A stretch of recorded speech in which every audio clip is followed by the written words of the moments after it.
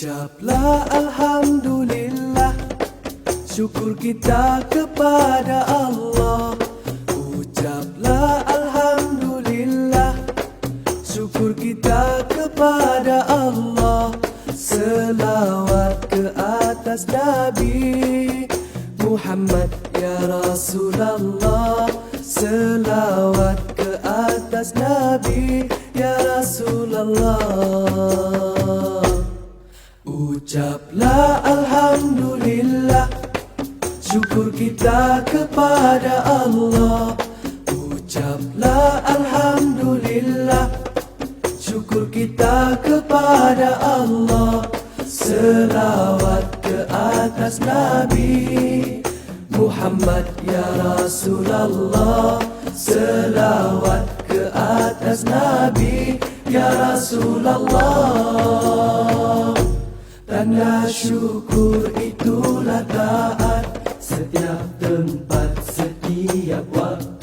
Syukur itu dapat dilihat pada sikap dan tingkah laku. Marilah bersama kita bersyukur kepada Allah. Kita bersyukur. Ucaplah Alhamdulillah, syukur kita kepada Allah. Ucaplah Alhamdulillah, syukur kita kepada Allah. Selawat ke atas Nabi Muhammad ya Rasulullah. Selawat ke atas Nabi ya Rasulullah. Syukur itu sifat mulia, hindar dari tamak haloba. Rasa cukup apa yang ada, hati tenang, hidup sejahtera.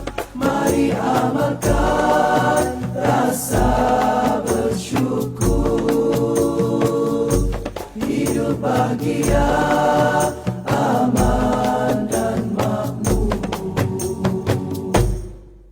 Syukur, syukur, syukur ya Allah. Syukur, Alhamdulillah. Syukur, syukur, syukur ya Allah. Syukur, Alhamdulillah. Ucaplah Alhamdulillah, syukur kita kepada Allah. Ucaplah Alhamdulillah, syukur kita kepada Allah. Selawat ke atas Nabi Muhammad ya Rasulullah. Selawat ke atas Nabi ya Rasulullah. Syukur itu banyak caranya, taat beribadah, tekun berusaha, saling membantu, berkasih sayang, murah senyuman, mulus sedekah. Marilah kita beramal bersama, rasa bersyukur kita suburkan. Syukur, syukur, syukur ya Allah. Syukur, Alhamdulillah. Syukur, syukur, syukur ya Allah. Syukur, Alhamdulillah. Syukur, syukur, syukur ya Allah. Syukur, Alhamdulillah. Syukur, syukur, syukur.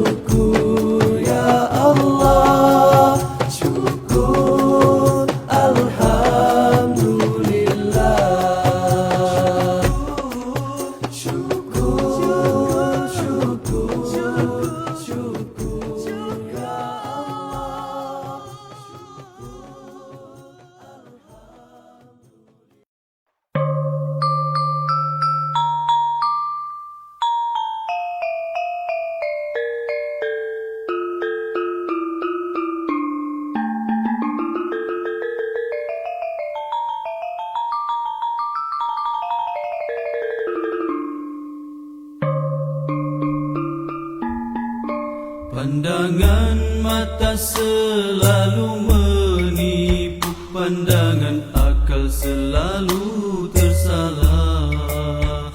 Pandangan nafsu selalu melulu, pandangan hati itu yang hakiki.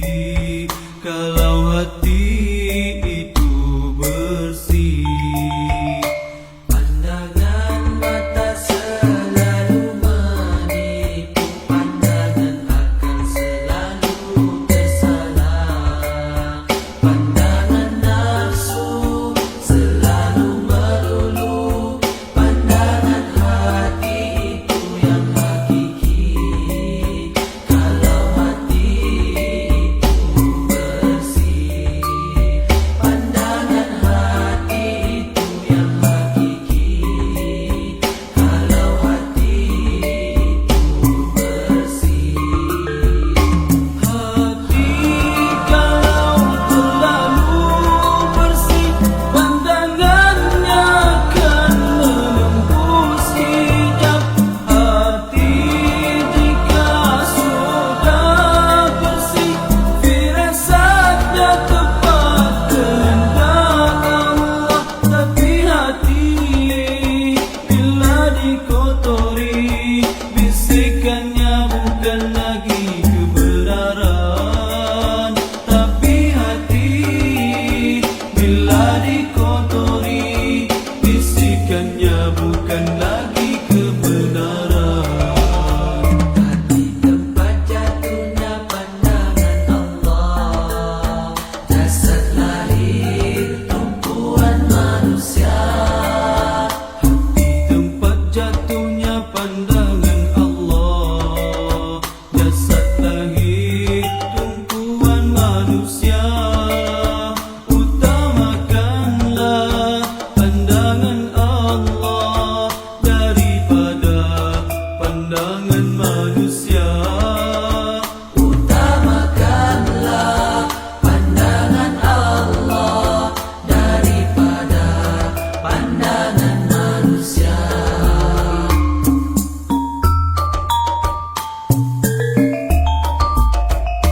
Hati kalau terlalu bersih, pandangannya akan menembus hijab. Hati jika sudah bersih, firasatnya tepat kehendak Allah.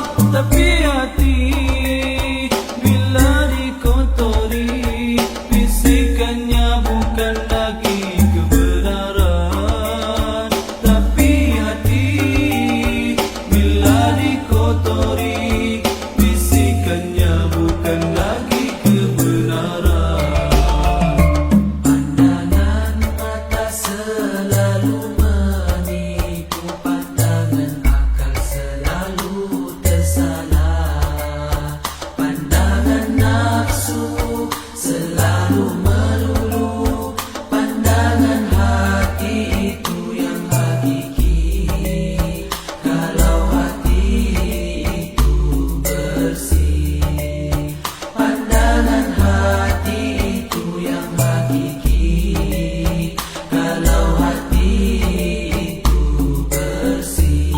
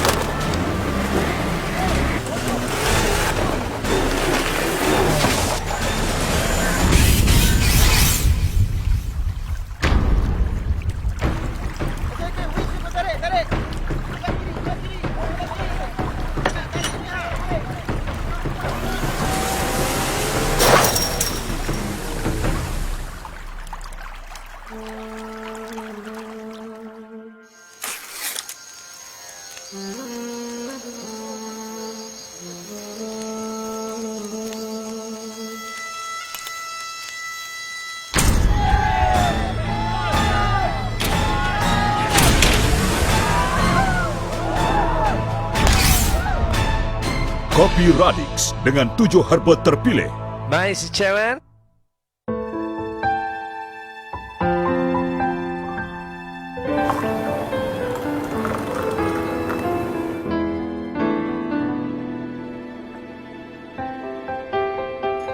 Kopi Pak Haji?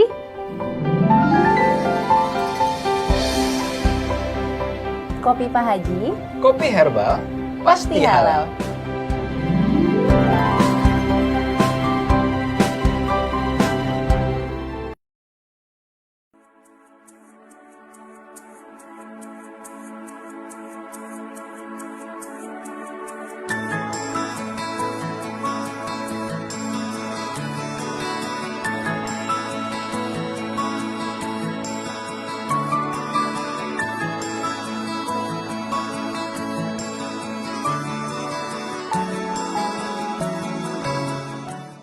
Pagi ini kita ada acara bersama dengan orang asli, iaitu acara pemberian bantuan beras daripada pihak HPA sendiri dan kopi Black Radik di Kampung Tebang, Tasik Banding, Perak dan Rizwan.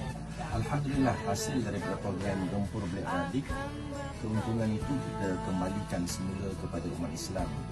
Sebagai contoh, pada hari ini kita memberikan sumbangan beras dan kopi Black Radik kepada orang-orang asli. Ganti dan membalasnya, Allah Maha Kuasa yang berada di Kampung Tiong, salah satu daripada perkampungan orang asal di Raya Belum, dan alhamdulillah kita akan menyampaikan sumbangan daripada HPA kepada penduduk-penduduk di kampung ini, insya-Allah. karena Allah. Oh, indahnya saling menjaga, saling mengasihi karena Allah.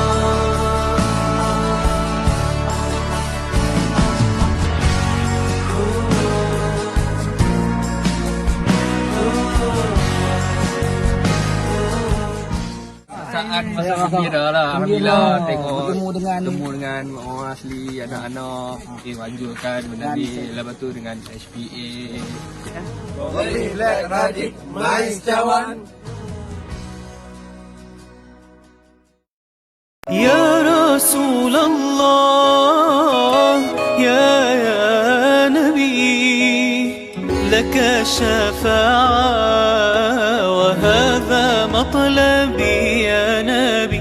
Ya Rasulullah, ya Nabi, laka syafa'a wa hadha matlabi ya Nabi.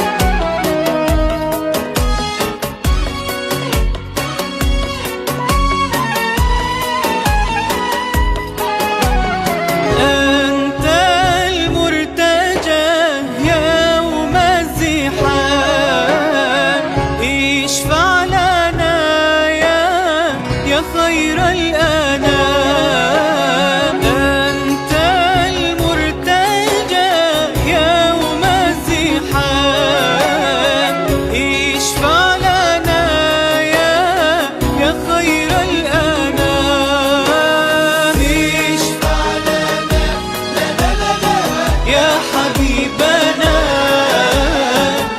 اشفع لنا يا حبيبنا لك شفاعة يا رسول الله يا نبي يا نبي يا رسول الله يا نبي لك شفاعة وهذا مطلبي يا نبي.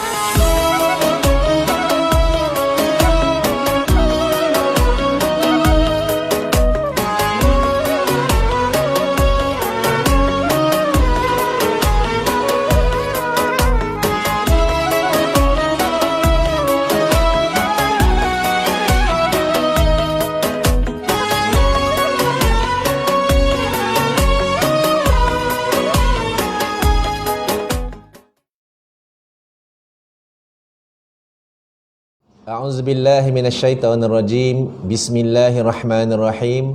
Assalamualaikum warahmatullahi wabarakatuh. Alhamdulillah, bersyukur pada Allah Subhanahu wa taala kerana Allah masih memberikan umur kita panjang dan malam ini kita masih lagi bersama-sama di dalam program live Anda Tanya Pak Haji Jawab. Tak lain dan tak bukan, kita bersama dengan yang berbahagia Tuan Haji Ismail bin Haji Ahmad, owner dan founder HPA International. Apa khabar Tuan Haji pada malam ini? Alhamdulillah, terima kasih. InsyaAllah sihat. Alhamdulillah, syukur pada Allah Subhanahu wa taala. Dan seperti biasa, tuan-tuan, puan-puan, bapa ibu sekalian yang masih setia istiqomah bersama dengan program live Anda Tanya Pak Haji Jawab ini, alhamdulillah, syukur pada Allah. Yang paling penting tuan-tuan dan puan-puan, seperti biasa kami mahu anda terus tekan button like. Yang kedua, anda komen dan buat pertanyaan. Boleh, bisa di ruangan komen. Dan penting adalah anda kongsi dan share video live ini supaya kita mahu lebih ramai lagi rakyat Malaysia, Thailand, Brunei Darussalam, Singapura dan Indonesia mengikuti live bersama dengan yang berbahagia Tuan Haji Ismail bin Haji Ahmad.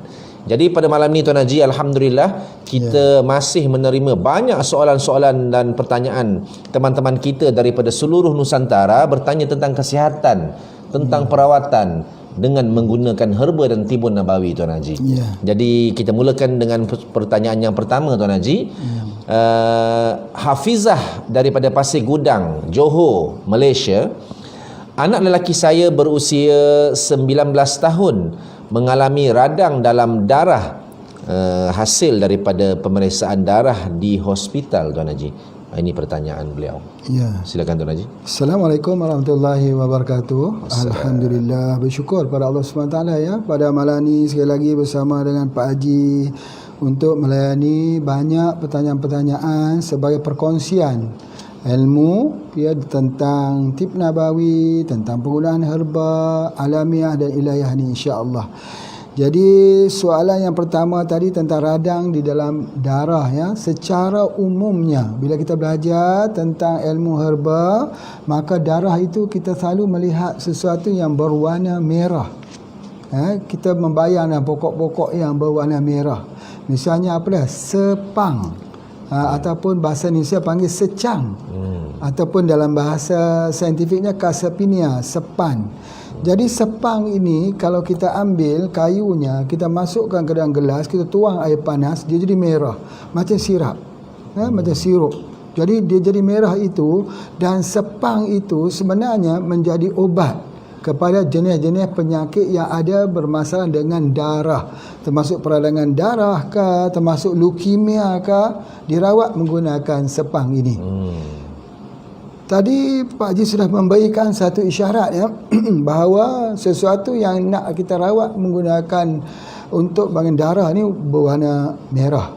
Ya, begitu juga kajian telah dilakukan di Sudan ya, di Sudan, begitu juga dilakukan di Jepang kalau tak salah. Pak Haji mendapati bahawa pokok kakadil ya, kakadil ni bahasa Arab ya, kakadil itu iaitu Rosella. Ataupun Hibiscus sabdarifa ya, di mana pokok Hibiscus sabdarifa ini dia mempunyai, kalau kita ambil dia punya buahnya tu, bunga lah maksudnya tu, kita masukkan dalam gelas, kita tuang dengan air panas, dia akan mengeluarkan warna merah. Ya, jadi anthocyanidin itu bahan dia. Dan didapati bahawa dia baik untuk penyakit leukemia. Leukemia ni adalah kanser darah. Itu adalah yang kedua. Yang ketiga, pembuktiannya ialah menggunakan Amaranthus spinosus. Amaranthus spinosus ini ialah pokok, apa kita panggil, pokok bayam berduri yang berwarna merah tersebut. Jadi apakah sesuatu yang berwarna merah itu dikaitkan dengan darah? Betul, ya. Ini dikenali sebagai pengecaman makroskopik, di mana Allah SWT membuat sesuatu warna itu untuk memudahkan kita untuk membaca bahasa yang ada pada sesuatu tumbuh-tumbuhan. Kerana seperti mana yang Pak Haji sebutkan, bahawa bagi orang yang memahami terhadap dunia herba ini, dia tengok warna sudah diketahui tujuan apa. Macam ada satu peribahasa Melayu kata, sekilas ikan di air sudah ku tahu jantan tinanya. Jadi maksudnya sekali imbas saja kita lihat, kita dah tahu dah. Itu kalau ada peribahasa Indonesia pun Pak I tak tahulah apa macam mana. Ya, tapi itu ada di antara. Jadi oleh sebab itu digunakan dalam peradangan untuk darah. Namun ada satu perkara lagi, iaitu kita gunakan sesuatu yang berwarna putih. Warna putih ini cukup menarik. Kalau misalnya ada permasalahan seperti thalassemia. Thalassemia itu kita menggunakan daripada susu kambing. Bagaimana kita ambil susu kambing yang fresh itu diberi kepada orang yang anak-anak yang kena penyakit thalassemia. Kalau kita tak mau dia punya susu kambing, ambil susu apa? Susu harimau. Susu harimau ni sangat-sangat bagus. Soalannya siapa yang nak pergi perah susu harimau pula? Janganlah kita pergi perah susu harimau. Nanti harimau makan kita. Tapi kita ambil jamur daripada susu harimau yang tertumpah. Namanya jamur susu harimau. Masya Allah, jamur susu harimau ni banyak ada yang dijual, yang sekarang sudah dibudidayakan, dikomersialkan. Betul-betul dia daripada tumpahan susu harimau. Itu adalah antaranya. Atau kita boleh gunakan susu susu kuda liar, sumbawa. Itu pun juga digunakan. Masya Allah. Susu, kalau kita kata susu tu dia akan punya rasa manis ya. Tapi kalau kita ambil susu kuda, dia asam, sangat-sangat asam. Itu ada di antaranya. Jadi apa yang Pak Haji nak sebutkan sini, sesuatu yang berwarna merah, iaitu seperti kakadil, seperti Amaranthus spinosus. Juga boleh kita ambil satu daripada sepang atau secang. Dan sesuatu lagi yang berwarna putih, sama ada kita ambil daripada kulat atau jamur susu harimau, atau kita ambil daripada susu kambing, atau kita ambil pada susu kuda liar. Jadi obatnya berada di tengah-tengah itu. Kita melihat kesesuaian daripada apa di antara kesemuanya. Tapi orang yang ada masalah darah ni kena ingat ya, dia kena lihat betul-betul apakah peradangan ni sudah sampai kepada kanser darah atau leukemia. Kalau leukemia, dia tak boleh ambil SJ2. Kenapa leukemia tak boleh ambil SJ2? Sebab bila ambil SJ2, darah putih meningkat. Leukemia ni kan kelebihan darah putih. Darah putih itu menyerang dirinya sendiri. Jadi oleh sebab itu tak boleh ambil SJ2 ataupun pagi ni kepada pesakit-pesakit leukemia. Itu di antaranya. Masya Allah. Baik, macam mana pula kalau berlaku darah putih lebih ke dalam tubuh badan kita ini seperti penyakit leukemia itu? Caranya iaitu mengambil rumput mutiara. Rumput mutiara. Ya, dulu ada Pak Haji share dah gambar rumput mutiara. Ataupun dipanggil rumput lidah ular. Itu adalah tujuannya untuk mengatasi masalah darah putih yang banyak dikeluarkan dalam tubuh badan. Kita nak mengurangkan. Macam mana pula nak menaikkan darah merah? Kurma. Kurma boleh kita gunakan, pati kurma boleh guna, itu cepat. Ya, khususnya untuk orang yang ada masalah anemia. Ya, orang yang ada kurang darah, kita menggunakan begitu. Tapi yang lebih cepat lagi apa dia? Cepat lagi spirulina, moringa. Sebab apa ya? Dalam spirulina itu dikenali sebagai darah hijau. Darah hijau. Molekul darah itu ya, kalau kita lihat molekulnya kesemua dalam strukturnya sama seperti struktur dalam spirulina. Tetapi ikatan ferrum di dalam darah itu, tetapi dalam spirulina ada magnesium, Mg. Jadi itu saja yang membezakannya. Tetapi dikatakan masa hadapan harapan Dunia untuk bank darah ada spirulina. Kalau spirulina boleh kita katakan sebagai harapan masa depan untuk bank darah, begitu juga dengan moringa.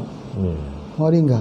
Jadi oleh sebab itu ya ibu, dalam kes begini antara 3 saja, yang merah, yang hijau atau yang putih. Harus dilihat daripada segi kesesuaiannya. Wallahu a'lam. Alhamdulillah, terima kasih kepada yang berbahagia Tuan Haji atas jawapannya. Kita teruskan pada soalan yang kedua Tuan Haji, daripada Semarang, Indonesia.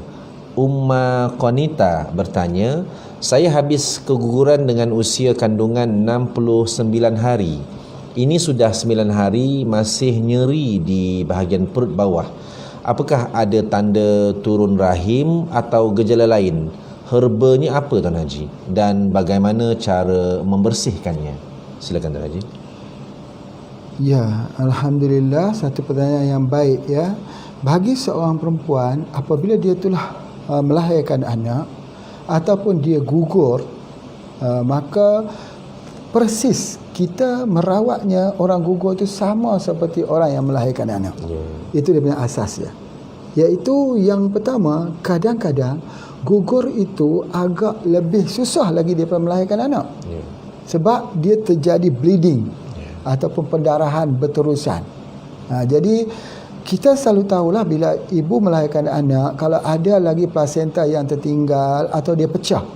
Jadi untuk sebab itulah ketika dia lahirkan anak itu, yang paling penting selepas anak itu keluar, maka diikuti dengan plasenta kena tengok elok. Tapi kalau plasenta itu kita buka-buka dia pecah, berartinya kita bimbang ada lagi yang terlekat di dalamnya. Bila dia terlekat di dalamnya, dia akan terus bleeding, pendarahannya terus sebagainya. Jadi maka kita kena mencari salah satu herba yang digunakan untuk flush balik. Itu ada dalam ubat bersalin kita yang kita keluarkan di dalam HPA. Kita ada set bersalin. Ya, set bersalin itu adalah lengkap semuanya. Bermula daripada ubat periuk, ya, kemudian makjun kapsul A, kapsul B, kita ada teh juga. Itu yang kita ambil lengkap supaya dia cuci bersih sebagainya. Itu yang paling penting. Tapi macam mana kalau kita tidak ada set bersalin HB ini? Apa yang harus kita ambil ya? Okey, yang pertama sekali, cara dia nak membersihkan itu, kita ambil halia.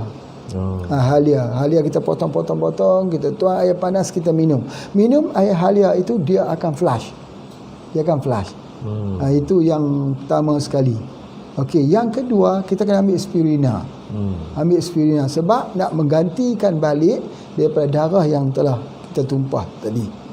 Kemudian yang ketiga, kita mesti ambil sesuatu yang boleh orang kata meningkatkan HB kita, iaitu boleh kita ambil daripada moringa yang paling baik, ataupun kita ambil juga daripada kurma, sari kurma, ambil. Baik, macam mana kita nak bagi dia keluar habis pula? Ingat ya, apabila kita nak bagi dia keluar habis ini, maka kita kena, yang pertama sekali, kita ada MPH, kita ada minyak bubut kat Malaysia. Indonesia MPH.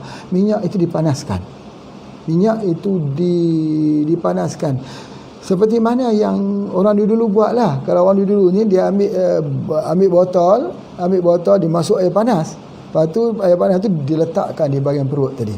Ya, dengan tujuan dia untuk dia nak mengeluarkannya. Begitu juga dengan minyak MPH ni, tadi kita rendam dalam air panas itu dilomorkan di bahagian perut dan ari-ari ni, supaya dia akan memanaskan, dia akan flush. Kemudian minum sedikit minyak tu. Baik. Kemudian untuk luka kita, untuk repair balik itu, kita perlu dua. Yang pertama ialah albumin. Albumin sama ada kapsul haruan, ataupun kita perlukan probumin. Kalau di Indonesia namanya probumin, kapsul haruan lah. Atau kita sendiri yang mengkukuskan haruan, atau ikan gabus. Itu yang pertama, yang paling penting sekali, sebab dia nak hilangkan luka. Hilangkan luka. Itu yang paling penting sekali. Kemudian kalau kita tak mau guna itu, kita boleh gunakan gamat. Ada produk kita nama gamak emas. Ya, jadi kita boleh menggunakan gamak tersebut. Jadi itu adalah herba khusus untuknya. Jadi kalau ada herba Paramaria, 7 angin, itu obat dia. Dia flush habis, bersih dan sebagainya. Jadi itu yang kita nak gunakan. Masya Allah. Wallahu a'lam. Alhamdulillah, terima kasih kepada yang berbahagia Tuan Haji atas jawapannya. Moga Ibu Umma Konita dari Semarang, Indonesia berpuas hati dengan jawapan daripada yang berbahagia Tuan Haji. Kepada tuan-tuan perempuan, bapa ibu yang masih lagi mengikuti live, anda tanya Pak Haji jawab, kita ucapkan jutaan terima kasih. Terus memberikan komen di ruangan komen, dan yang paling penting anda like, dan yang paling penting anda share video live ini untuk kita mengajak seramai mungkin teman-teman kita bersama dalam program live ini. Dan jangan lupa sebelah siangnya seperti biasa jam 2 petang dan 1 siang waktu Indonesia, kita bersiaran langsung juga bersama dengan Tuan Haji, kuliah live online. Alhamdulillah. Seterusnya Tuan Haji, kita berpindah kepada soalan yang ketiga Tuan Haji. Ya. Daripada Bagan Serai, Perak, Darul Rizwan, Malaysia, Puan Azizah bertanya, apa penawar yang paling sesuai untuk rawatan penyakit lemah jantung dan batuk berdarah? Pesakit sebelum ni sudah ambil HE-SET, TLD dan anti-REC. Boleh tak jelaskan lagi cara penggunaan yang betul, ataupun ada herba-herba lain yang lebih sesuai Tuan Haji? Silakan Tuan Haji. Ya. Alhamdulillah ya. Tentang jantung yang lemah ini, pertama kali rawatan dia yang paling penting ialah SGH lah. SGH itu yang kita gunakan bersama dengan wave. Kita tetes di bahagian mata 1 hari 5 kali mengikut waktu solat. Kemudian begitu juga dengan SGH, kita spray. Tapi dengan syarat jangan ada yang ambil ubat untuk liver. Kalau ada orang yang mengambil ubat untuk pencair darah, ini tidak boleh. Tidak boleh kita gunakan SGH. Itu mesti ingat. Begitu juga dengan TLD. TLD itu juga kita teteskan untuk dapatkan tidur yang berkualiti. Ya, kita teteskan di bawah lidah kita pada waktu malam sebelum kita tidur, insya-Allah. Kemudian apabila kita mengamalkan ini, kita tak boleh mengharapkan dia sembuh dalam masa 1 hari. Tidak boleh. Ya, dia perlu kepada masa yang agak sikit panjang. Cuma Pak Haji nak sebutkan sini satu herba yang sangat bagus untuk jantung. Yang mungkin telah kita ulang-ulangkan saja ya. Iaitu ambil madu kelulut yang masam. Ada madu kelulut manis ya, ada yang masam. Ambil yang masam tu. Sebab yang masam tu cuka. Jadi oleh sebab tu kalau kita ambil itu, kita tak perlu ambil banyak. Satu malam sebelum kita tidur 1 sudu, bangkit besok 1 sudu, tengah hari kita 1 sudu. Yang besar tu kita ambil dia, tapi rutin. Ya, dan itu yang Pak Haji selalu sebut, kalaulah boleh dapat madu kelulut yang ditanam, yang menggunakan bunga air mata pengantin. Yang kita nama sekarang bunga pengantin bahagia. Sebab tu. Jadi ada bunga yang orang panggil dia air mata pengantin. Bunga dia tu warna merah-merah cantik. Pak Haji pun tak tahu kenapa dinamakan air mata pengantin.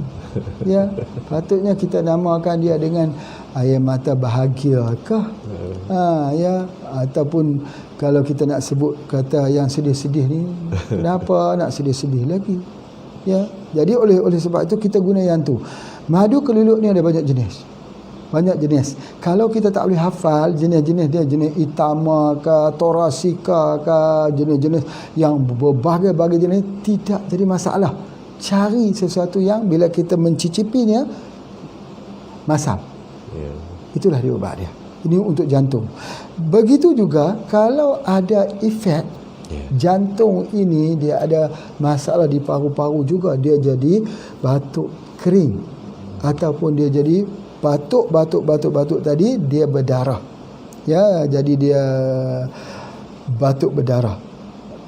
Begitu juga ubat yang sama.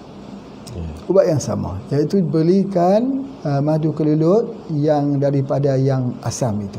Yang itu boleh kita gunakan. Kemudian selain daripada itu juga, kalau kita sudah ada syak ketelis ataupun kita kata anti-rap boleh kita gunakan, tapi kita gunakanlah dalam tempoh masa 6 bulan. Cuma kalau dia pergi kepada TB betul-betul disahkan penyakit TB, dia kena gunakan apa yang Pak Haji sebut itu ya, VCO, dan juga kita gunakan daripada Probumin kan haruan. Itu untuk TB. Ya, jadi kita kena tahu ya. Baik, ada satu perkara yang Pak Haji nak sebutkan kat sini yang banyak orang tak faham. Bila seorang itu batuk, jangan sepelekan batuk. Batuk, sakit perut, jangan sepelekan. Sepele tu apa dia? Jangan tengok mudah-mudah. Pasal apa? Batuk dan sakit di bahagian perut ni kadang-kadang masalah jantung. Ingat betul-betul tu. Ya, kita kata ni batuk biasa aja. Ini dia sakit perut biasa. Tak. Dia isyarat jantung.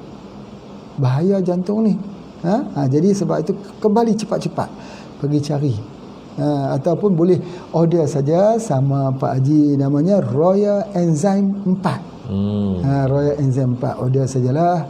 Apa nak cari-cari susah dan sebagainya. Cuma istimewanya yang Pak Haji duk jual Royal Enzyme 4 itu bukan ambil daripada bunga air mata pengantin bahagia, bukan, tetapi ambil di dalam hutan.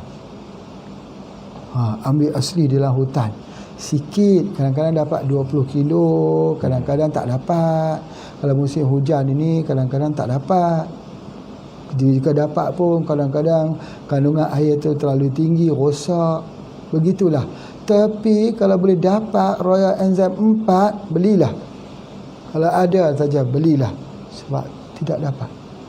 Dia duduk dalam hutan. Kelulut hutan, bukan kelulut rumah. Bukan kelulut orang belah, bukan. Hutan. Ya, dia duduk di celah-celah, di banir-banir pohon, atau di, kalau adalah pokok-pokok tua yang ada lubang-lubang, dia ada kat situ. Mudahkan nak ambil. Dia duduk dalam batang. Dia bukan lebah seperti biasa. Kalau lebah seperti biasa, dia duduk dekat dahan, dia berat begitu. Tapi ini tidak, duduk dalam pohon. Nak ambil macam mana? Ya, ambil jugalah. Jadi obat. Jadi Masya Allah, kita pun kesian juga ya pada mereka yang mencari dalam hutan itu. Kita nak bayar harga dia murah, kesian. Pak Haji nak menceritakan, ada satu lebih kurang dalam 5-6 bulan yang lepas lah, yang duk ambil madu lebah untuk Pak Haji ni. Ambil madu lebah bukit ya, madu lebah bukit.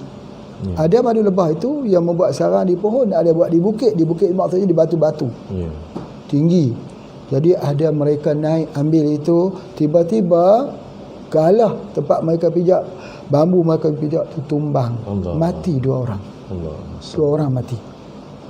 Bukan senang bertarung nyawa untuk nak dapat tu. Sebab itu apa juga madu lebah ketika dibawa kepada Pak Haji, Pak Haji tak akan minta kurang.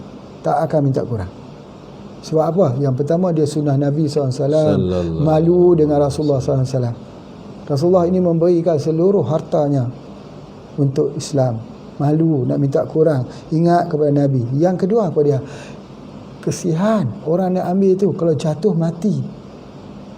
Sebab tu kalaulah kata bapak Pak Haji sebut, kata dulu masa sedang berbual-bual dengan dia, masa tu muda lagi, dia kata, tahu kamu, dia kata, bapak nak pesan ni, orang yang naik ambil madu lebah itu, dia tidak boleh, dia ada masalah dengan isteri. Kenapa pula? Kenapa apa? Dia tak boleh. Kalau dia ada masalah dengan isteri, dia tak boleh naik ambil madu lebah. Pasal apa? Sebab dia kena fokus. Kalau di tengah perjalanannya dia ada masalah dengan isteri, dia fikir, tersilap sikit, dia mati. Jadi oleh sebab itu Pak Haji pun selalu kalau dia bawa, Pak Haji beli je lah. Bismillah, tak apalah. Itu di antaranya. Jadi jika begitu jugalah kita faham ya, kita faham hati seorang pengambil madu lebah. Ya. Wallahu a'lam. Alhamdulillah, jazakallahu khairan katsira. Terima kasih kepada Tuan Haji yang telah menjawab pertanyaan daripada Puan Azizah Bagan Serai, Perak Darul Rizwan, Malaysia. Moga berpuas hati dengan jawapan daripada yang berbahagia Tuan Haji. Seterusnya Tuan Haji, kita berpindah pada soalan yang keempat. Terlebih dahulu kita ucapkan terima kasih kerana ramai teman-teman kita Tuan Haji mencatat nota dan isi kuliah Tuan Haji ini Alhamdulillah di dalam ruangan komen. Jadi alhamdulillah menjadi rujukan kepada teman-teman kita yang ikuti kuliah ini. Alhamdulillah. Jadi pertanyaan seterusnya yang keempat Tuan Haji daripada Bu Rima, Depok, Indonesia. Herba untuk kanker nasofarin stadium 4 apa ya Tuan Haji? Kondisi saat ini baru saja terkena strok ringan. Badan semakin kurus. Selama ni dia tak mahu pengubatan kimia. Dia jalani pengubatan herba yang lain. Beliau adalah single parent Tuan Haji dari student saya. Mohon bimbingannya Tuan Haji. Ya. Alhamdulillah. Pertanyaan yang menarik ya. Pada malam ni saya mengharapkan semua yang mengikutinya memberikan fokus sebab ini ada satu bentuk pengobatan yang menarik yang kita boleh buat di rumah kita, insya-Allah. Bagi masalah kanser atau kita panggil kanser nasofaring ini, maksudnya kanser apa juga yang melibatkan di bahagian kepala kita, tekak kita, kerongkong, hidung dan sebagainya, ataupun apa juga kanser yang melibatkan di bahagian atas ni, cara yang terbaik, yang paling mudah sekali ialah dengan menggunakan cara menghidu wap. Wap ya, wap. Jadi wap ni apa? Wap ini kita kalau bahasa Indonesia ya, menghirup wap. Apa tu? Kita ambil dengan daun sirsak. Daun durian Belanda. Daun durian Belanda itu ataupun daun sirsak dalam bahasa Indonesianya, kita ambil, kita rebus. Daun durian Belanda ini atau daun sirsak ini telah terbukti mempunyai kesan pengobatan untuk kanser ya, dibandingkan dengan kemoterapi. Dia 100,000 kali ganda, mengikutnya mempunyai kelebihan. Itu yang ditulis di dalam penelitian-penelitian yang Pak Haji baca. Cumanya Pak Haji ulangi semula ya, bahawa pengalaman Pak Haji sendiri merawat orang yang kena penyakit kanser sebegini, dengan kita ambil daun sirsak itu, kita masukkan sikit dengan ketan hitam. Ya, ketan hitam atau pulut hitam, satu sudu besar tu masuk ke dalam air tersebut, kita rebus sampai ketika dia dah keluar wap mendidih, kita ambil, letak muka kita, ambil handuk ataupun kain tuala ya, kita tutupkan, kita tarik nafas kita, tarik nafas. Jadi dengan sendiri dia langsung pergi kepada sel-sel kanser. Buat setiap hari. Sehari 3-4 kali buat pun tidak jadi permasalahan apa. Sembuh dengan izin Allah. Jadi kita jangan fikir bila kita kata kita nak buat ubat, bukan fikir nak makan saja, bukan kapsul saja, bukan air saja, bukan sirup saja, bukan dalam bentuk apa saja. Kadang-kadang bagi dengan cara menghirup wap ini, sauna ini lebih bagus. Lebih bagus sebab dia langsung pergi ke tempat yang kita sakit. Ya. Baik, sebab itu kalau orang yang biasanya Pak Haji nak keluar sedikit ya untuk kita faham. Orang yang terjadinya limfoma. Limfoma ni bengkak ya, bengkak dekat sini. Sampai dia berjadi kanker kanser juga. Ya. Jadi kalau dia jadi di kebanyakannya apa? Ya, kebanyakan apa? Baik. Dulu ada satu kasus pelajarnya Pak Haji. Pelajar, seorang doktor. Dia tiba-tiba dia kena limfoma sampai jadi kanker stage 4. Sewaktu Pak Haji sempat untuk menziarahi beliau sebelum beliau meninggal, Pak Haji mencari apa sebenarnya yang menjadi pemicu untuk terjadinya apa yang disebut sebagai limfoma ini. Jadi dengan izin daripada suaminya dibenarkan masuk ke kamar tidurnya. Di situ Pak Haji menjumpai sesuatu. Apa? Iaitu dia gunakan pewangi yang dia beli daripada negara luar. Ini juga kena hati-hati ni. Pewangi mobil, tetapi ini tidak. Ada benar, benar maksudnya ada tempat untuk memanaskan, maka ada minyak dipanggil essential oil. Minyak itu, minyak pewangi letak atas benar tu, dia meruap di dalam sebuah kamar, wangi ke semua kamar tersebut. Dia hidup pada setiap hari, dia menyebabkan berlakunya penyakit kanker. Masya Allah. Ini kena ingat betul-betul bahawa aromaterapi yang kita beli yang berasas kepada kimia, yang kadang-kadang kita dikatakan bahawa dia itu sebagai satu sumber alami juga, bukan kimia, berhati-hati. Sebab kebanyakan minyak wangi yang digunakan dalam aromaterapi itu sebenarnya adalah bahan kimia. Beracun sekali. Racun ni kalau dia masuk melalui pernafasan, dia akan jadi sangat-sangat beracun. Jadi dia akan bengkak sebagainya. Jadi oleh sebab itu apa yang Pak Haji nak sebutkan, bahawa kalau racun boleh masuk, boleh menyebabkan kanker melalui pernafasan, maka ubat juga boleh masuk melalui pernafasan. Jadi dengan kita menghirup wap tersebut, kita menghidu, itu adalah kaedahnya. Jadi oleh sebab itu maka yang kita guna ialah daun sirsak plus dengan ketan hitam. Itu yang Pak Haji belajar dan Pak Haji pernah menjumpai dan merawat sembuh dengan izin Allah. Apakah ini khusus untuk penyakit kanker nasofaring saja atau boleh untuk semua kanser? Boleh untuk semua kanker digunakan dengan cara menghirup wap. Jarang sekali orang menggunakan perkataan ini, tetapi efektif. Sebab apa? Pak Haji dah sebut, bila kita menghirup wap tersebut, dia akan masuk di dalam aliran darah kita langsung. Kalau kita makan ubat, macam kita makan ubat ni, dia masuk ke perut kita, dia akan diproses, ada enzim, ada enzim nak proses sebagainya. Kadang-kadang dia jadi apalah malabsorption. Malabsorption ni dia tak boleh serap. Dia tidak jadi asimilasi. Jadi dia tak boleh serap. Jadi herba yang kita ambil itu tidak boleh serap. Tapi kalau gunakan ini, cara hirup wap ini atau menghidu wap ini, dia terus masuk ke dalam aliran darah. Begitu juga orang pecandu narkoba. Macam tu juga. Dia ambil bau. Macam tu.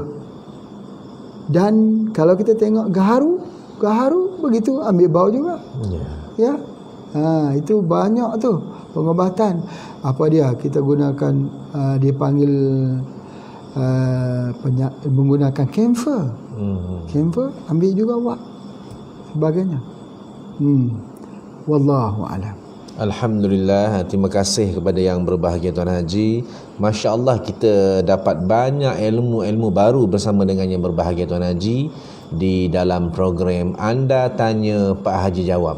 Dan kita ucapkan sekali lagi terima kasih kepada tuan-tuan, puan-puan, bapa ibu yang masih lagi setia bersama dengan program ini. Dan kita mohon anda kongsikan live ini, sharekan live ini supaya lebih ramai lagi mendapat ilmu bersama dengan yang berbahagia Tuan Haji Ismail bin Haji Ahmad. Seterusnya Tuan Haji, kita masuk ke soalan yang kelima Tuan Haji pada malam ni Tuan Haji. Daripada Pak Anwar, Bukit Tinggi, Indonesia. Pertanyaan beliau, pasien lelaki usia 57 tahun, apakah terapi atau herba terbaik untuk masalah mata katarak? Ada warna merah. Terima kasih Tuan Haji. Silakan Tuan Haji. Alhamdulillah, ini satu soalan yang sangat menarik tentang mata katarak. Sebenarnya mata katarak ni dirawat dengan menggunakan aloe vera. Aloe vera. Jadi kalau ada produk-produk daripada aloe vera, dia sangat baik untuk memperbaiki bagi mata. Ya, yang kedua, apa yang Pak Haji nak sebut sekarang ini, kita ada dia panggil baiduri. Ya, baiduri ini dibuat daripada pokok kakak, pokok rembang. Pokok terung Belanda. Terung Belanda. Terung pipit. Itu. Ambil dia punya buahnya itu, direbus dan dimakan buahnya tersebut. Airnya juga diminum. Ini khusus untuk mata katarak. Jadi itu di antaranya. Yang keduanya yang baik untuk bagi mata ini ialah ada dua. Pertama, ikan daripada ikan hiu kemian. Hiu kemian, ikan hiu yang ada dot-dot putih di atas belakangnya itu. Itu untuk mata. Dan juga kita juga boleh gunakan ikan pari helang. Pari helang yang macam tu. Yang macam tu, pari helang. Jadi kalau kita tengok pari helang, boleh juga kita gunakan. Jadi dalam produk kita ini syak mana? Syak catalyst. Dah boleh kita gunakan syak catalyst. Itu di antaranya. Baik, kalau kita gunakan itu, dan termasuk juga mata katarak ini, iaitu kita boleh guna. Ini sangat hebat. Ya, tetapi kena yakin dengan Allah, ya, bukan yakin dengan Pak Haji, tapi sangat hebat. InsyaAllah tidak membinasakan. Iaitu pokok apa yang disebut sebagai pokok hirta, ataupun pokok patikan kebo. Patikan kebo, pokok hirta. Pokok hirta tu ada dia punya getah yang berwarna putih. Masya Allah. Kalau gunakan getah tersebut, biiznillah dia untuk katarak. Tidak bahaya pada mata, tidak. Ini adalah merupakan rawatan yang telah digunakan sejak daripada zaman dahulu. Memang tidak mempunyai bahaya kepada mata. Itu dia. Jadi kalau kita ambil getah daripada pokok patikan kebo, ataupun kita ambil syak itu kita makan, boleh juga untuk dia punya mata katarak ni, insya-Allah. Ya, Alhamdulillah, terima kasih atas jawapan daripada yang berbahagia Tuan Haji. Dan kita melayani pertanyaan daripada Puan Faridah, Slim River, Perak, Darul Rizwan. Pertanyaan beliau sebenarnya ada dua pertanyaan, kita layani yang pertama dahulu. Ibu saya berumur 65 tahun, mengalami darah tinggi dan kolesterol yang tinggi. Apa herba yang terbaik untuk diamalkan? Ya, Tuan Haji. Ya. Ini seusia Pak Haji lah. Ada kolesterol yang tinggi. Kolesterol ini 1 bulan saja dia boleh back to normal. Masya-Allah. Dengan menggunakan SGH. Insya-Allah. SGH tu kita ambil 1 bulan. Istiqamah. 1 hari kita mengikut daripada waktu solat, kita spray di bawah lidah. Terus ambil 1 bulan. Dengan izin Allah, sebulan lagi kita pergi check, dia back to normal. Kita akan tengok low density lipoprotein dan total kolesterol itu dia akan menjadi kembali kepada yang normal. Ya, itu adalah antara yang paling cepat kita merawatnya menggunakan SGH. Kemudian SGH ni ada dua. Satu yang bentuk spray, satu lagi dia ada bentuk drop. Yang drop itu kita boleh gunakan macam ni. Ambil air, kita masukkan drop. Masuk banyak sikit lah, 3 drop ke 5 drop ke. Lepas tu kita minum airnya. Itu lagi kuat. Ya, drop itu lagi kuat daripada yang spray. Tapi kalau spray itu pun insya-Allah dengan izin Allah. Cumanya kalau kolesterol tinggi ni dia cepat marah. Cepat marah sikit. Kena banyak sabarlah. Kena menelan pil kesabaran. Pil kesabaran. Ya, sabarlah dengan sabar yang indah. Wallahu a'lam. Ya, Alhamdulillah Tuan Haji. Seterusnya kita melayani pada soalan yang kedua daripada Puan Faridah juga. Apa herba yang patut diambil untuk telinga berdesing? Saya dah mengalami beberapa bulan yang lalu, sudah jumpa pakar ENT, ada bengkak di dalam hidung, tetapi masalah telinga berdesing belah kanan masih berdesing lagi. Silakan Tuan Haji. Masya Allah. Kalau dalam ilmu pengobatan herba, telinga berdesing ini ya ada banyak sebab. Yang pertama heavy metal. Heavy metal. Kerana logam berat. Maka dengan adanya logam berat di dalam kepala kita, dia akan menangkap gelombang bunyi. Dia membuatkan telinga kita bising. Pertama. Yang kedua, boleh jadi daripada peradangan ginjal. Dua telinga kita ini, dua ginjal. Biasanya, kalaulah hati kita dibayangkan oleh mata, ataupun mata itu menjadi jendela kepada hati, bagi ginjal pula, untuk nak tengok ginjal adalah pada telinga.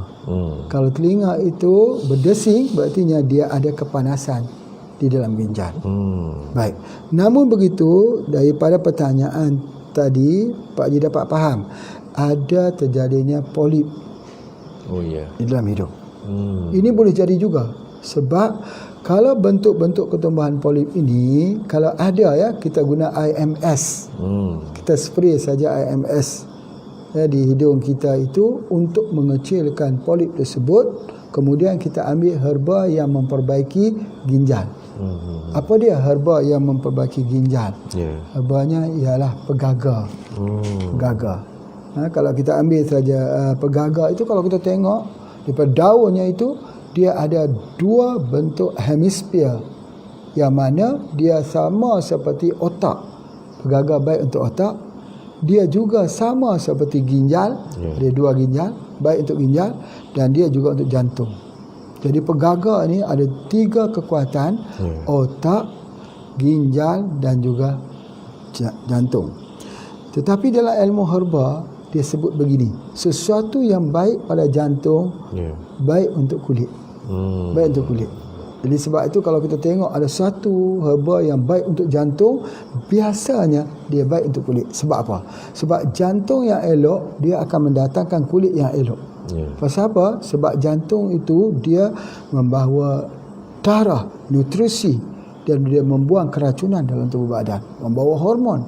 Jadi sebab itu apa yang Pak Haji nak sebut di sini, bahawa kita ambil sesuatu yang untuk baik untuk jantung, untuk otak dan untuk ginjal, dia adalah teh herba ataupun pegaga. Wallahu a'lam. Alhamdulillah. Terima kasih kepada yang berbahagia Tuan Haji. Kita terus kepada soalan yang ke-7 malam ni Tuan Haji, daripada leader kita ni, Wan Robingah, Wan Muhammad, daripada Merbuk, Kedah, Darul Aman. Pertanyaan beliau, bayi baru berumur seminggu, ibunya seorang doktor, kencingnya berdarah. Nak rawatan macam mana? Herba apa yang perlu diberikan? Apakah punca asalnya Tuan Haji? Ya, kalaulah bayi itu berusia 1 minggu tiba-tiba kencing berdarah, mungkin ada infection, mungkin ada jangkitan ya, yang berlaku. Jangkitan itu kita sebut di urinary tract infection, UTI ya. Maka bila berlaku saja, jangkitan itu boleh menyebabkan dia kencingnya itu keluar darah sebagainya. Jadi oleh sebab itu maka kita kena merawat bagi bayi yang berusia 1 minggu ini. Apakah dia? Apa dia herba yang kita nak gunakan? Pak Haji dah sebutkan tadi bahawa kaedah pengobatan ini bukan mesti makan, bukan mesti minum. Bukan mestinya kita nak bagi kepada bayi tersebut, kita nak rebuskan, kita bagilah kopi radik. Macam mana kalau Pak Haji cadangkan bayi 1 minggu kita bagikan kopi radik, tentu tak masuk di akal. Tak masuk di akal ini. Tapi macam mana kita nak rawat dia? Masya Allah, kita buat mandian. Mandian ini ada banyak herba-herba yang mempunyai sifat pendingin. Antaranya ialah serai. Serai boleh kita ambilkan daripada pucuk serai. Ya, serai itu kita ambilkan, kalau boleh ambil serai apa kita panggil serai wangi. Ambil pucuk serai wangi tu, pucuk. Bukan ambil daun. Ambil daun tu dia ada sikit miang, ambil pucuknya. Jadi dicampur dengan daun inai. Kalau di Indonesia dipanggil daun pacar. Diambil bersama daun kunyit. Daun kunyit. Sama juga kita buat sama seperti mandian perempuan selepas bersalin. Daun kunyit boleh kita gunakan, daun inai kita gunakan, daun serai, daun capa. Daun, kalau di Indonesia dipanggil capa, telinga kerbau. Jadi kita gunakan ini. Kalau boleh guna daun selasih, daun kemangi, kita boleh gunakan daun pisang kering. Apa-apa juga tradisi yang digunakan untuk memandi ibu selepas bersalin. Itulah dia buat mandian untuk anak. Sangat hebat, Masya Allah. Yang kedua, kita ambil minyak bubuk itu, disapukan di seluruh ari-arinya itu, dan di betis-betisnya itu dibasahkan dengan minyak itu. InsyaAllah dengan izin Allah sembuh.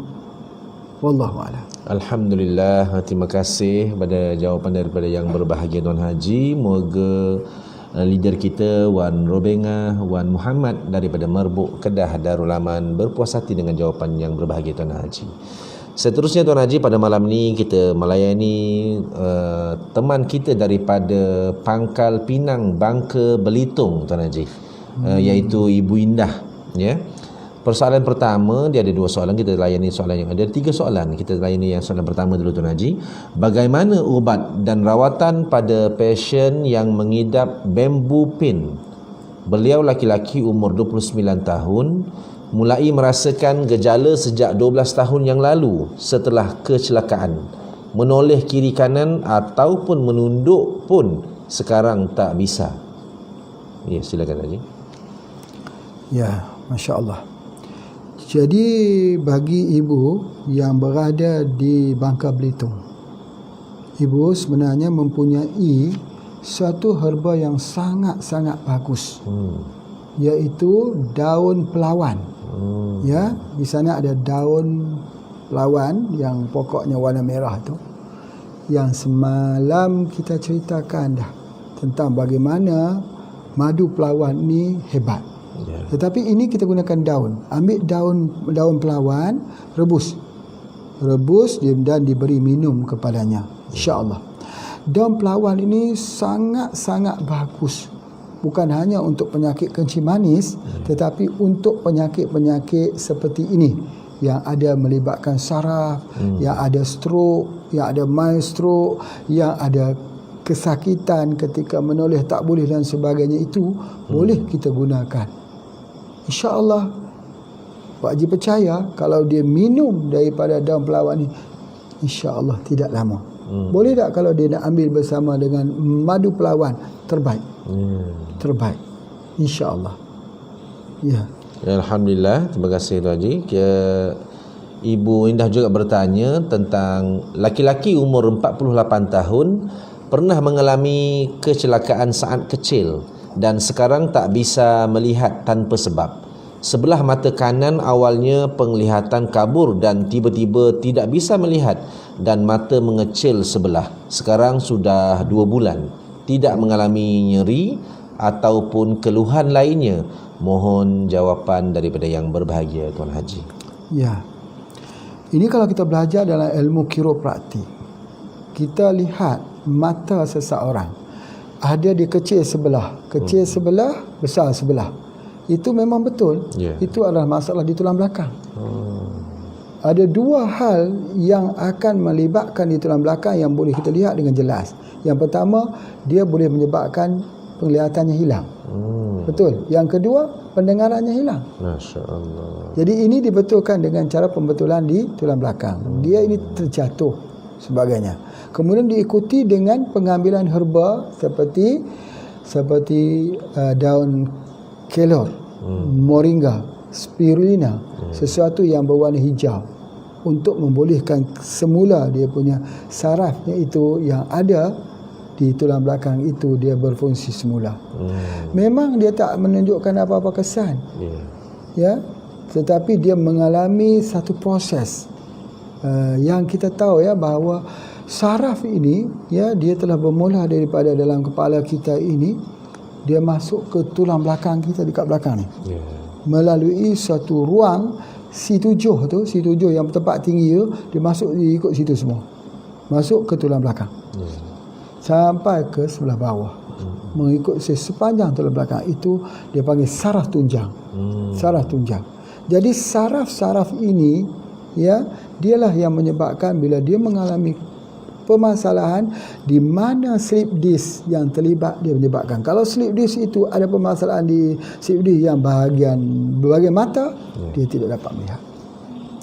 Jadi dia mesti diperbetulkan. Yang kedua, jangan lupa al-hijamah, bekam. Di mana tempat yang kita nak bekam? C7 itu yang tempat yang terbaiknya. Baik. Ada satu hal dalam bab ilmu bekam, al-hijamah. Ya, ini yang kita harus faham. Di bahagian kepala kita ada satu titik yang kita tidak boleh bekam. Selalunya kalau kita belajar al-hijamah, kita akan tahu di bahagian kepala kita ni ada dua lopak di sebelah kanan dan kiri, tapi di tengah-tengah.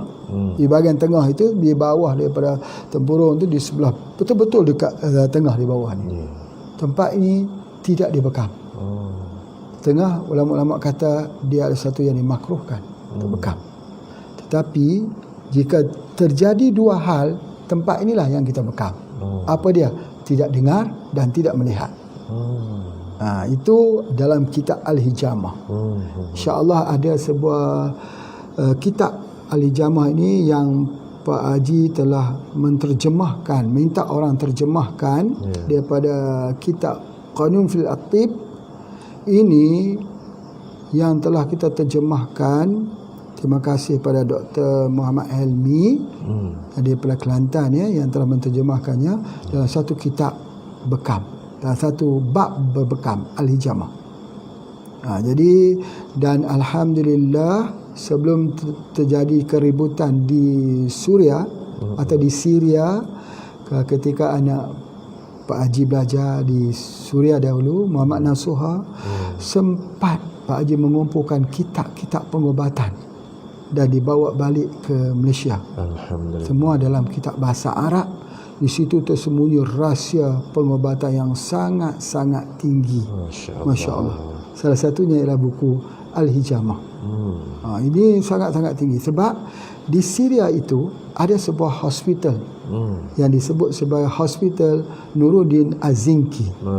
Hospital Nuruddin Az-Zinki ini adalah hospital yang pertama sekali didirikan.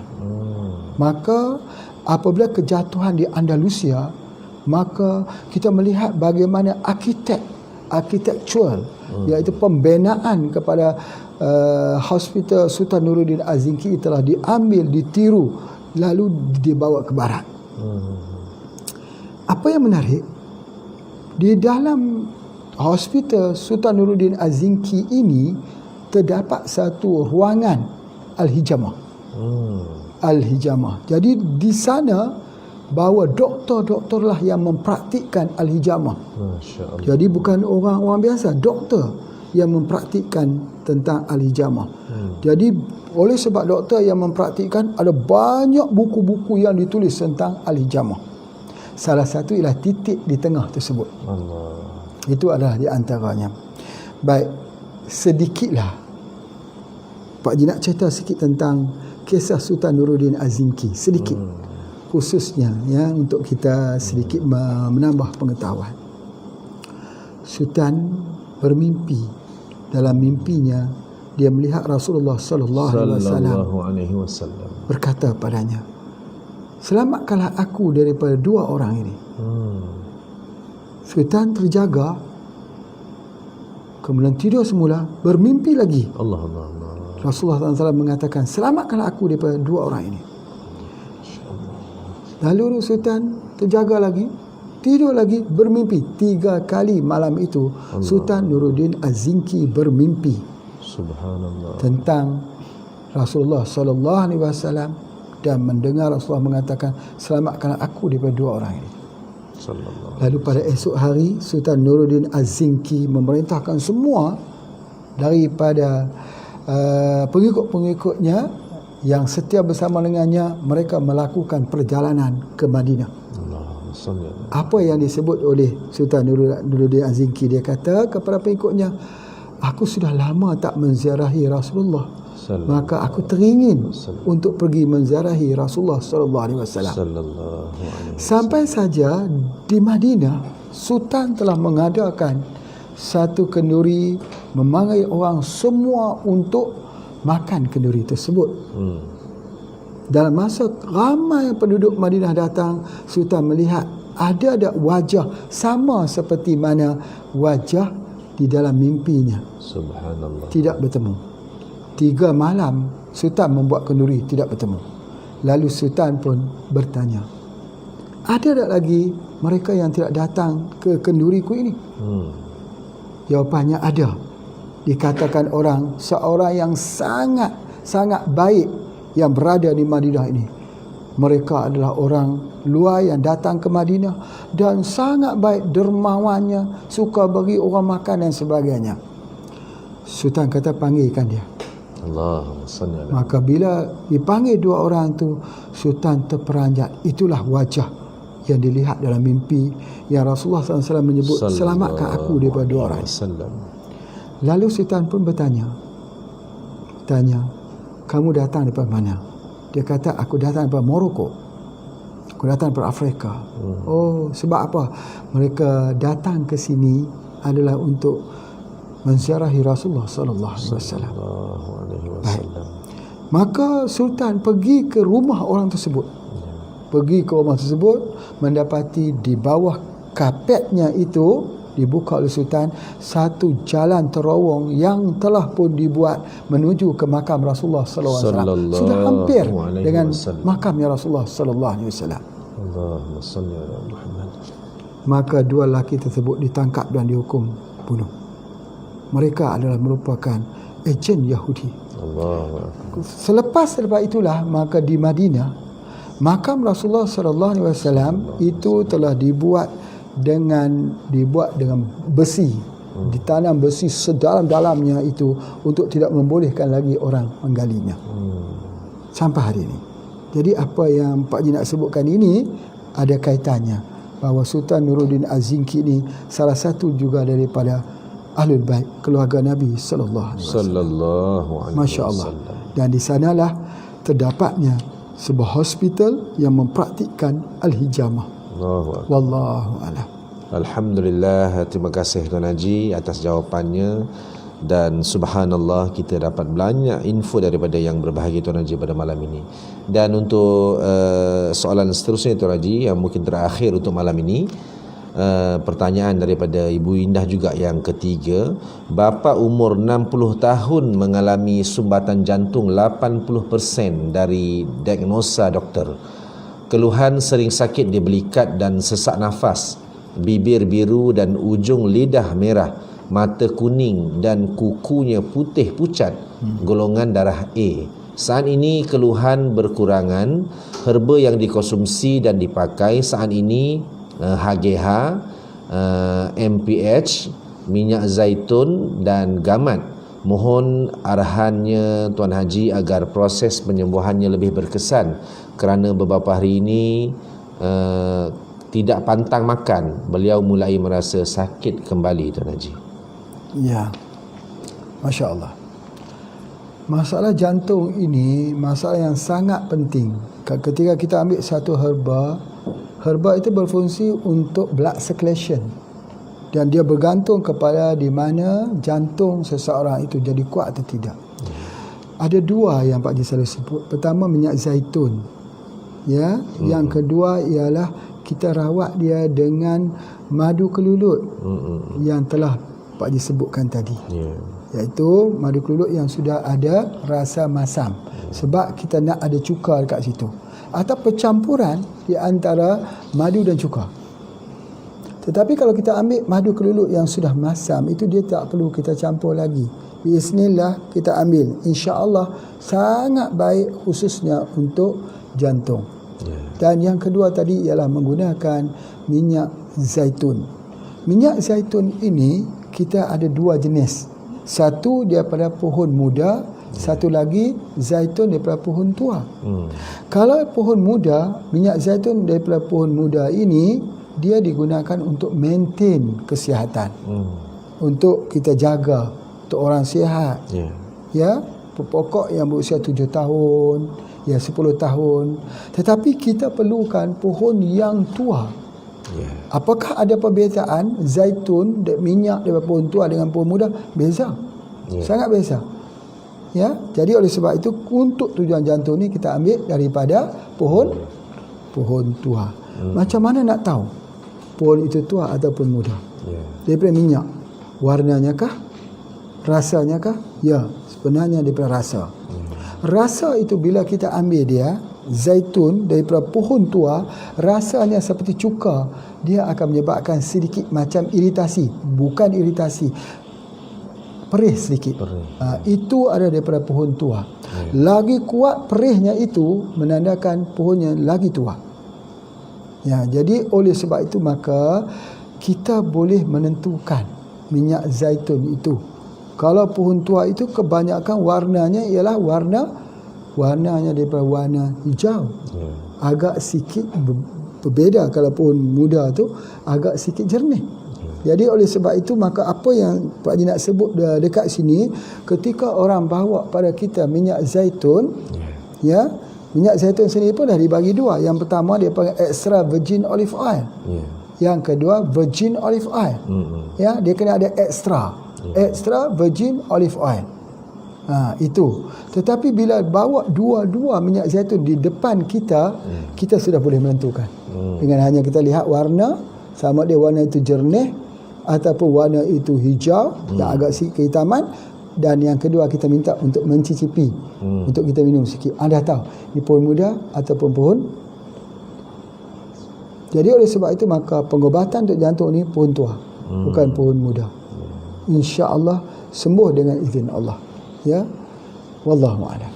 Alhamdulillah, syukur pada Allah Subhanahu wa taala.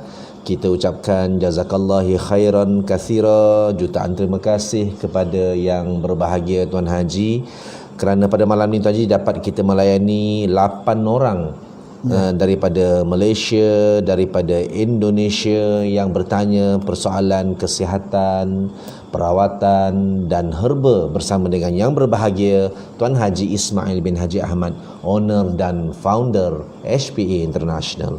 Alhamdulillah, tuan-tuan dan puan-puan, mungkin untuk akhirnya Tuan Haji sebelum kita menutup program ini, ucapan Tuan Haji untuk kepada seluruh ahli-ahli kita menyambut bulan Ramadan Karim ini, Tuan Haji. Dipersilakan. Ya. Alhamdulillah. Ada suatu hal yang Pak Haji nak sebut dekat sini, ya, bahawa untuk mengungkap kembali yang pernah Pak Haji dengar daripada Tuan Guru Ni Aziz Nikmat, tentang berpuasa. Puasa ini jangan kita lihat dia seperti bulan kita tak makan tak minum. Tidak dilihat dalam persepsi begitu. Kita tak lihat bulan puasa ni aku tak makan dan aku tidak minum. Bukan begitu. Tetapi bulan puasa ni dilihat sebagai bulan untuk kita kembali. Ya, untuk kita kembali, dan bulan ini adalah merupakan bulan hadiah Allah yang terbaik. Allahu akbar. Amalannya yang sunat dapat pahala seperti yang wajib. Dan pada bulan ini bulan pengampunan yang seluas-luasnya.